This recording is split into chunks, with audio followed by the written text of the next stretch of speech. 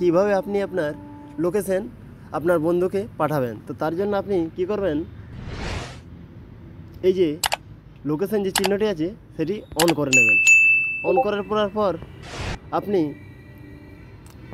WhatsApp open করে নেবেন। তো আপনি যে বন্ধুকে আপনার লোকেশনটি পাঠাতে চান তো সেই বন্ধুর নাম এখানে নামের ওপর টাইপ করবেন। টাইপ করার পর এখানে আপনি এই চিহ্নটি দেখতে পাচ্ছেন, এখানের উপর একবার ক্লিক করবেন। এখানে লোকেশন যেখানে লেখা আছে তার উপর একবার ক্লিক করবেন। ক্লিক করার পর এখানে দুটি অপশান আপনার সামনে শো হচ্ছে, যে শেয়ার লাইভ লোকেশন। তো আপনি যদি এই লোকেশনটি পাঠান তাহলে আপনি মনে করুন কোনো জায়গায় যাচ্ছেন, তো এই লোকেশনটিতে আপনি দেখাবে যে আপনি কোন কোন জায়গায় পৌঁছলেন, এরপর কোন জায়গায় আর পৌঁছলেন। তো এটি পাঠালে আপনার লাইভ লোকেশনটি দেখাবেন আপনি কোন কোন জায়গায় গেলেন।